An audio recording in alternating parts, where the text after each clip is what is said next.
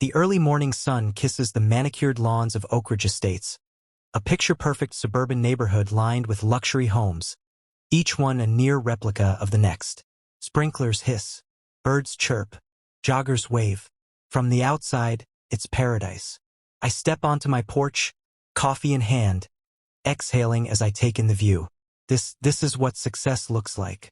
I worked my way up from nothing, defied every odds stacked against me as a black entrepreneur in real estate, and now I own this house.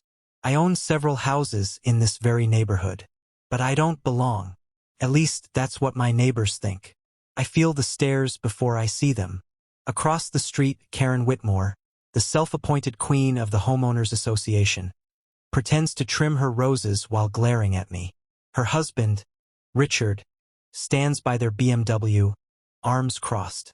Their expressions are unreadable, but the message is clear. How did he afford this place? I sip my coffee and smirk. Let them wonder. But my peace doesn't last long. A metallic clang echoes down the street. Then another. Boom, boom, boom. I frown and step off the porch, following the noise to my driveway. Then I freeze. 5 enormous shipping containers, gray, rusted, ugly, stand in a line, completely blocking my driveway. What the hell?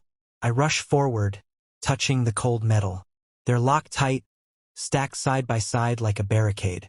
My car, my driveway, my entire front access gone. A low chuckle draws my attention. Problem.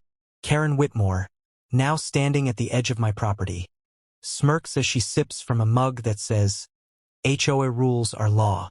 I don't remember ordering a shipping yard. I say, voice tight. She shrugs, feigning innocence. Oh, those? City zoning codes. Darling, you left your trash bins out past collection day. HOA rules say repeated infractions lead to corrective action. Corrective action? 5 metal containers? I take a deep breath, keeping my temper in check.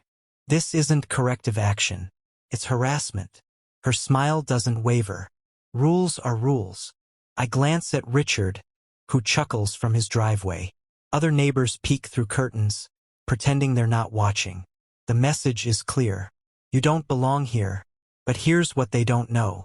I own more than just my house. I own the land their homes are built on. I stand there, fists clenched, staring at the massive steel barricade blocking my own damn driveway. 5 shipping containers. 5. It's absurd. Petty. A power move designed to humiliate me. I pull out my phone, snapping pictures. HOA violations? That's laughable. I've lived here for 2 years and never left my trash bins out.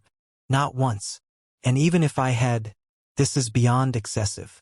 You'll have to contact the city if you want them removed. Karen calls sweetly, setting her mug down on her porch railing. But that could take weeks. Weeks. She knows exactly what she's doing. I take a slow breath, keeping my temper in check. Who authorized this? She blinks innocently. Oh, it was a unanimous HOA decision. I scoff. You mean your decision? A little smirk flickers across her lips. She doesn't even bother denying it. You should be grateful we didn't tow your car, too. Rules are rules, after all. A sharp laugh escapes me. Right? Rules. I glance around. Several neighbors peek through blinds, pretending they're not watching. Others conveniently water their plants, eyes flicking between me and the containers. No one speaks up. No one intervenes. I've seen this before. The silent complicity. The unspoken message. Stay in your place. Karen tilts her head, pretending to examine her nails. Honestly, Marcus, I don't know why you're making such a fuss. Maybe this neighborhood just isn't a good fit for you. There it is. Not a good fit. Not, you violated HOA rules. Not, this was an unfortunate mistake. No, her words drip with suggestion. I don't belong. And she wants me gone. I force a tight smile. Don't worry, Karen. I'll take care of it. Her brows lift slightly, like she wasn't expecting me to stay calm. Suit yourself. But I wouldn't waste your time fighting it. The HOA always wins. With that, she turns and heads inside, her victory evident in the smug bounce of her step. I exhale slowly. Something's off. This isn't just an overzealous HOA throwing their weight around. This is targeted, deliberate, personal, and I intend to find out why. I spend the next hour making calls. First, the city. No record of any zoning violations. Then, a towing company. Turns out moving 5 shipping containers isn't cheap or easy. Finally, I call the HOA office directly. A board-sounding receptionist informs me that the board authorized the containers but refuses to provide any documentation. That's all I need to hear. This isn't about an HOA violation. This is about power. And Karen Whitmore thinks she has it all. Fine. Time to test that theory. By noon, I'm standing outside the HOA office, a sleek brick building with a polished gold plaque reading Oak Ridge Estates Homeowners Association. Inside, it smells like air freshener and superiority. A receptionist, a middle-aged woman with thin lips and sharp eyes, barely looks up from her computer. "Can I help you?" "I need a meeting with the board," I say. She sighs. "They only meet on Wednesdays." "I'll wait." Her fingers pause over the keyboard. "Sir, you'll have to submit a written request." I smile tightly. I did. 3 times. No response. A flicker of something crosses her face, but before she can respond, a door opens down the hall. Karen. She's dressed immaculately in a beige power suit, clipboard tucked under one arm, already smirking. "Marcus, what a surprise. I want the containers removed. Now." She TSKS. "Like I said, city policy. City's got no record of a violation." I cut in. "That means this? This is illegal." Her smile doesn't falter. "I disagree." I take a step closer, lowering my voice. "This is harassment, and we both know why you're doing it." A flash of amusement flickers in her eyes. She leans in. "You want to play the race card, Marcus?" How predictable. My jaw tightens. There it is. The unspoken truth. The underlying hostility finally showing its teeth. I keep my voice level. "I don't need to play anything. I have money, lawyers, time. And if you think I'll just roll over, you don't know me at all." She tilts her head, considering me. Then, with a saccharine smile, she pats my shoulder. Pats my damn shoulder. "Oh, Marcus." She sighs. "Sweetheart, you don't understand. This isn't about rules or fairness." Her voice drops lower. "It's about control. We make the rules here." I stare at her. She's not even pretending anymore. She actually believes it. I let out a breath and nod. "Got it." She straightens, smug. "Glad we're on the same page." "We are." I smile. "I just needed you to say it out loud." Her brows knit together. "What?" I pull my phone from my pocket and hit stop on my recording app. Her face drains of color. "Gotcha." That night, I do some digging. With a little effort, I pull up the property records for Oak Ridge Estates. Names, deeds, ownership history. And then I find it. A legal technicality. See, Karen and the HOA control the houses in Oak Ridge Estates. But the land? The very foundation their perfect little homes sit on? Belongs to an investment company. My investment company.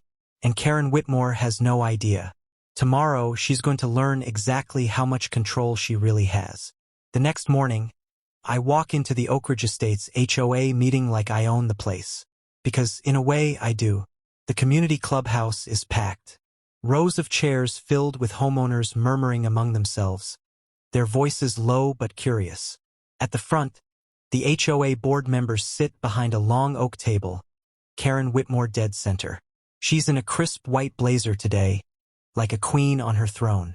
Her smirk is already in place.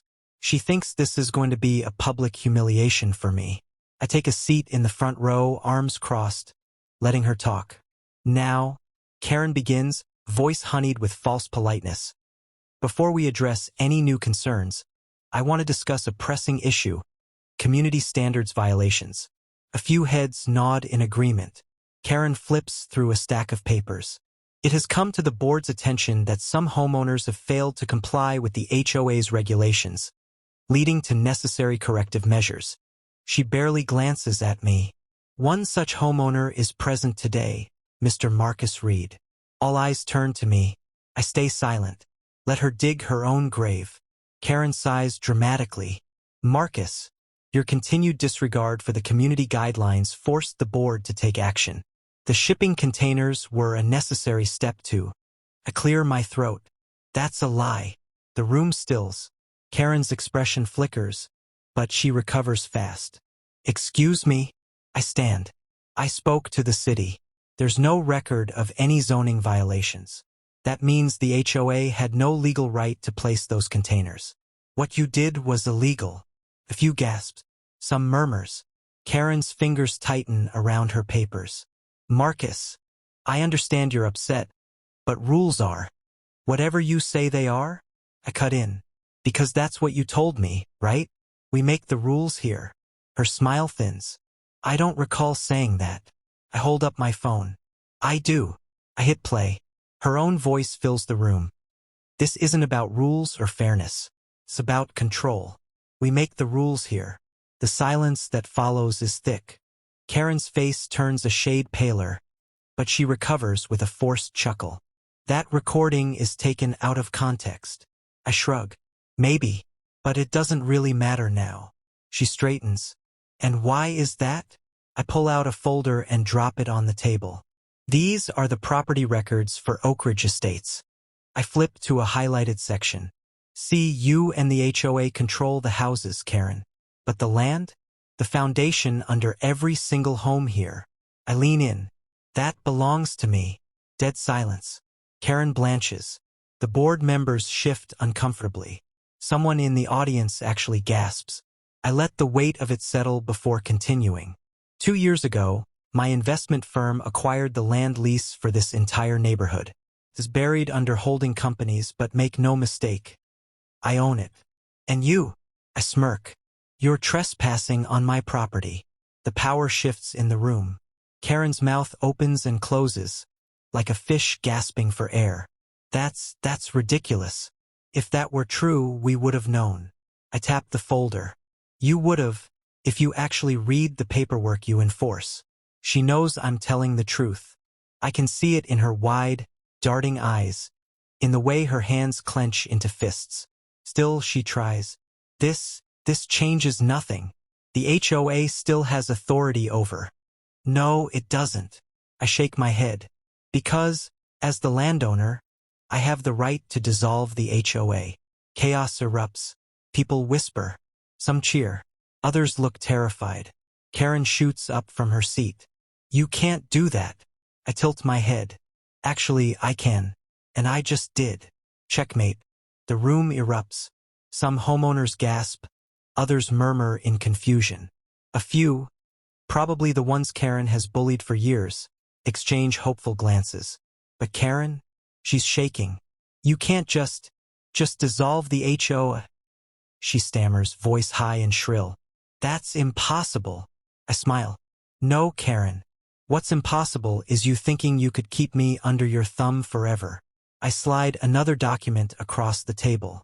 This is a termination notice for the Oak Ridge Estates HOA, effective immediately. Since I own the land, I have the legal authority to rescind the HOA's governing power over it. Once this is filed, the HOA ceases to exist. Karen snatches the paper like she can make the words disappear just by looking at them hard enough. The other board members peek over her shoulder, their faces draining of color. This is fake, she hisses. Actually, a new voice interjects. It's very real. A tall man in a tailored navy suit steps forward. David Sinclair, my attorney. Karen's head whips toward him. Who the hell are you? David adjusts his tie, unfazed. I represent Mr. Reed, and I've already spoken to the county clerk's office. The paperwork is legitimate. The HOA's authority ends today. Karen sways, the foundation beneath her crumbling. But we... Her gaze snaps to the other board members. Do something. They don't. They just sit there, blinking in shock, some even shrinking away from her. For years, Karen ruled this neighborhood like a queen. Now, they're realizing she has no power at all. Fine. She slams the paper down, trying to recover. Maybe you can dissolve the HOA, but that doesn't change what's already been done. The containers stay until the city removes them, and that could take weeks. I exhale through my nose. Karen. What? She snaps. I pull out my last card. A printed security photo. I slap it onto the table and slide it toward her. She frowns, picking it up, then freezes. It's her. Karen Whitmore, standing beside a group of hired workers, giving them instructions as they position the shipping containers in my driveway. Time-stamped, dated, undeniable. Her eyes flick to me, wild with panic. Where did you get this? I shrug. My security cameras. The color drains from her face. You what? I lean in. You didn't think I had cameras? I chuckle. Karen. You played yourself. The board members stiffen. The crowd leans forward, some whispering. I sent this to the city this morning. I continue. And guess what they said? The containers were placed illegally. I pause, savoring the moment. By you. The blood rushes to her face. That's not true. Oh, it is. David steps in, pulling out another folder. Ms. Whitmore, you personally authorized the illegal obstruction of a homeowner's property. That's not just an HOA violation. It's criminal trespassing and property damage. Karen staggers. Richard Whitmore, her usually smug husband, steps away from her. What? She breathes. David adjusts his cuffs. A lawsuit has already been drafted. And since you acted as an HOA official when you did this, all liabilities fall directly on you. She physically stumbles back, nearly knocking over her chair.